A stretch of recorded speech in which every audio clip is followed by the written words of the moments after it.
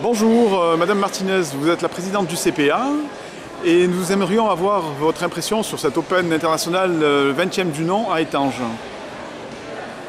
Bon, écoutez, moi je suis très contente d'être ici et surtout de voir la grosse participation des clubs étrangers et en particulier également de tous les clubs français qui ont bien joué le jeu malgré la proximité avec la Coupe d'Europe qui s'est déroulée vraiment il y a quelques jours, on pourrait dire.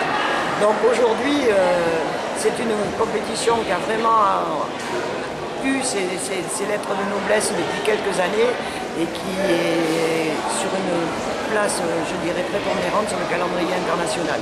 Justement, à propos de cette Coupe d'Europe au Portugal, la France a enregistré de très bons résultats. Vous pouvez nous en dire un petit peu plus ?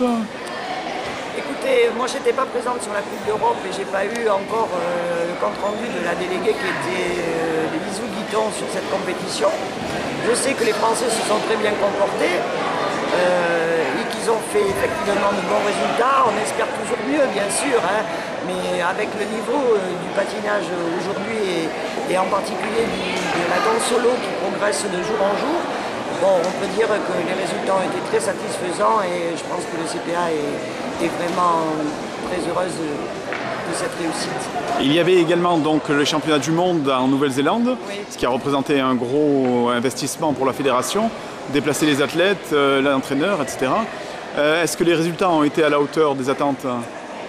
Écoutez, en ce qui concerne les championnats du monde, bon, on a une petite déception, en particulier sur les seniors filles en danse solo, parce que bien sûr on espérait une médaille de Florence Gerbert, qui l'a mérité très largement, puisque normalement après les figures imposées, elle aurait dû être sur la 3e place à la place de l'américaine. Bon, malheureusement ça s'est pas produit comme ça, et malgré un travail largement supérieur, elle s'est retrouvée derrière cette patineuse américaine qui était déjà championne du monde junior l'année dernière et l'année précédente. Par contre, la cerise sur le gâteau, c'est venu de Pierre Merriel qui a remporté une 3e place en combiné, et ça c'était inespéré pour nous. C'était vraiment pas quelque chose sur lequel on comptait, et bon, c'est ce qui nous a permis aujourd'hui de revenir aussi avec une médaille de ces championnats du monde en catégorie senior. Il y a eu aussi des médailles junior.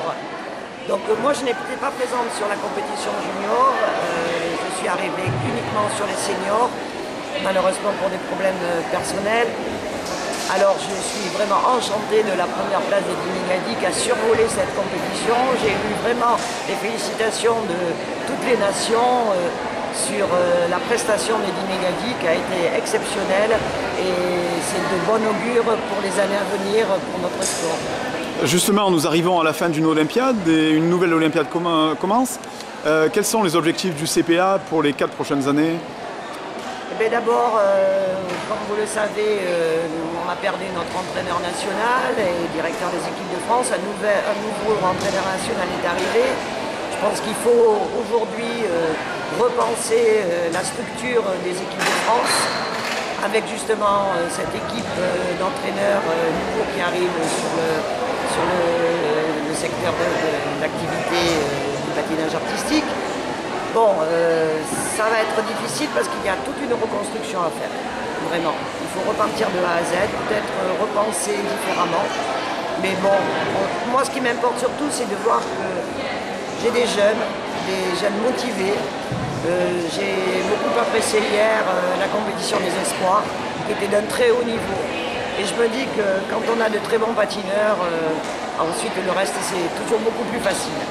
Et quelle sera la politique du CPA pour les petits clubs, le recrutement, la mise en place de la formation des jeunes entraîneurs, la mise en place de la structuration des clubs au niveau de la Fédé ?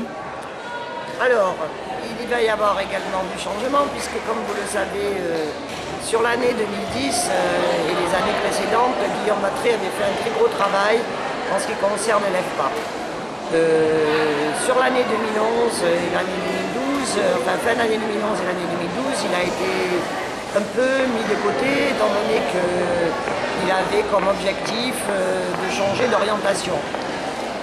Après discussion avec les DTN, il semblerait que Guillaume Matré réintègre son poste à la fédération et donc reprenne en main cette FPA qui avait si bien développé Et donc, moi, j'en suis tout à fait satisfaite. Très bien. Et d'un point de vue purement personnel, est-ce que vous vous représentez à la présidence de la CPA pour la prochaine Olympiade? Écoutez, je vais me représenter effectivement à la présidence du CPA avec une grosse partie de mon équipe et certainement aussi des personnes nouvelles qui voudront bien me suivre, je dirais. Bon, maintenant, il y a une élection, il faut attendre de voir comment elle va se passer. Merci beaucoup, Madame Martinez.